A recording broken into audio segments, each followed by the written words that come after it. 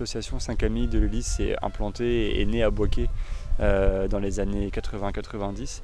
Et elle a 3 activités principales.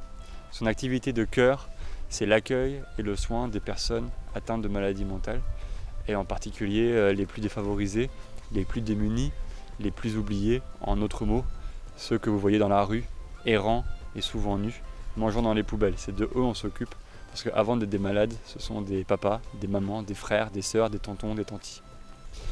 Maintenant, ces gens-là, on les prend en charge, on les soigne, et une fois soignés, beaucoup n'ont plus de place dans la communauté, n'ont plus de place dans la famille, et donc on a aussi mené très rapidement, la 5 Amis a mis en place des activités de réinsertion, et c'est notre deuxième activité, et c'est dans ce cadre-là qu'on est ici aujourd'hui. On est ici dans un centre de réhabilitation professionnelle en maraîchage et en élevage, qui est principalement habité et occupé par des personnes qui ont été malades, qui sont stabilisées et qui apprennent une activité pour reprendre le cours normal de leur vie.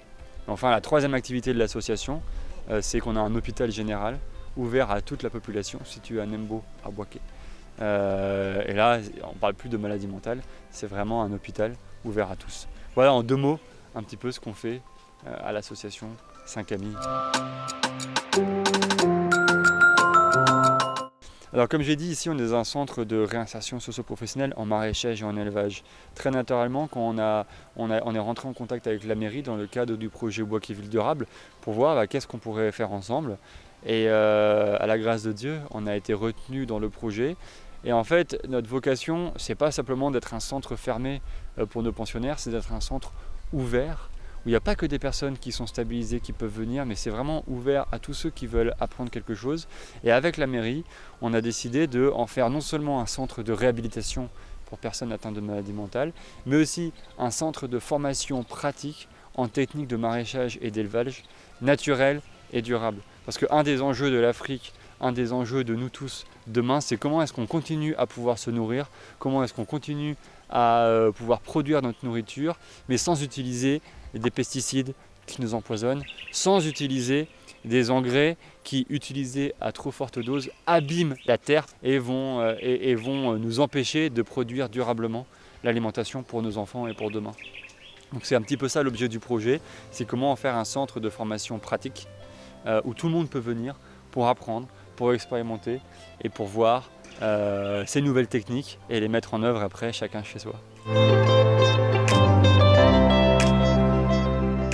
J'ai envie de dire, nous c'est une vraie joie et un vrai honneur d'avoir pu être intégré à ce projet. Pour être tout à fait honnête, on est encore au début, on a commencé un petit peu les travaux pour remettre le site d'aplomb, mais non, on est vraiment très heureux et on sent que dans les discussions qu'on partage une même ambition, on partage une même vision. Ce travail de main dans la main avec l'équipe de la mairie, le projet Boaké Ville Durable, mais aussi ce travail de réseau, de collaboration à venir avec l'ensemble des membres du RPEV, vraiment sont de très bon augure. Et si vraiment chacun œuvre en toute sincérité dans ce projet, ça peut vraiment être bénéfique à la fois pour nous en tant qu'association, pour continuer notre travail auprès de ces personnes qui ont eu un accident de la vie, à qui on veut donner un avenir, mais aussi pour toute la population et la ville de Boaké. Il y a déjà une remise à plat de l'infrastructure, on l'a vu, on est en train de refaire toute l'irrigation du site pour avoir une irrigation plus moderne. Ça va nous permettre aussi de mettre en place des nouvelles techniques. On a vu la zone qui va être dédiée à la pépinière, on a vu la zone qui va être dédiée à la compostière. Il y a aussi toute l'approche, le projet il nous permet de financer toute cette approche et de financer aussi une zone de formation. Où les gens puissent venir être formés dans un cadre vraiment accueillant, agréable et de qualité. Donc c'est tout ça aujourd'hui que le projet nous permet de faire et qu'on était dans la capacité de faire par nous-mêmes, sans parler de la mise à disposition de compétences, et d'informateurs qui vont pouvoir vraiment venir faire du renforcement de capacité ici dans notre site.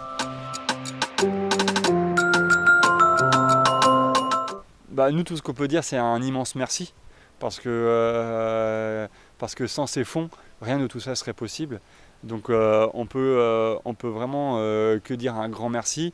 Mais si vous voulez, et ça c'est vraiment l'ADN de Saint-Camille, nous on dit, c'est pas juste merci pour l'argent, mais ce qui compte le plus pour nous aussi, c'est de sentir la présence au quotidien, c'est de sentir l'accompagnement, c'est de sentir que c'est pas juste des fonds techniques qui sont mis à disposition, mais c'est une vraie aide humaine qu'il y a derrière. Et ça, avec la présence de l'équipe du projet, avec ce qu'on a déjà vu, on va dire, et avec cette idée aussi de réseau, on peut vraiment dire que c'est bien parti.